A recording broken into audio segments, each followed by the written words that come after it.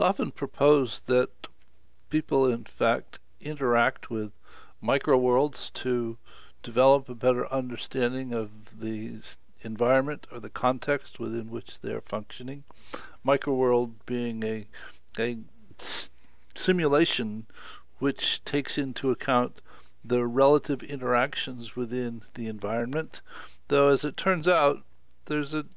ongoing difficulty with microworlds in that for the most part experience has shown us that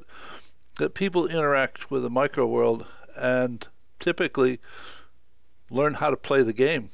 as opposed to actually learning the deeper lessons that are embedded in the microworld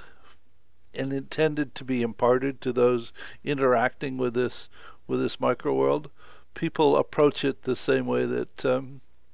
people approach a video game. It's a question of figuring out how to win, whether or not you learn about and learning about the interrelationships that cause the environment to be what it is often completely overlooked and while it's embedded in the microworld itself, it turns out to be of very little value. What does in fact seem to be immensely valuable is to figure out how to actually relate the learning to the individuals involved in or associated with the situation. And as it turns out, that individuals actually participating in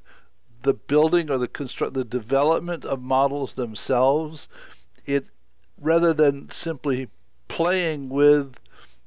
an abstraction of the model, for them to actually roll up their sleeves and get their hands dirty in terms of looking at the individual interactions and figuring out how to construct the model and then actually working with it after they structure it, it turns out that they can then relate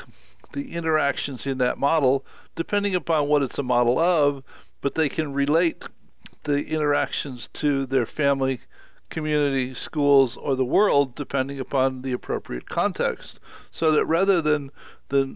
several systems thinking gurus going off and building a microworld for others to interact with, the time seems to be far better spent interacting with people to collectively build and interact with models that are relevant to the situation to be dealt with. And it takes a while because for the most part people are not familiar with building and interacting with models, though the rewards have proven repeatedly to far outweigh the difficulties associated with doing it. So a couple of thoughts on microworlds, and I'll see you in the next video. Bye.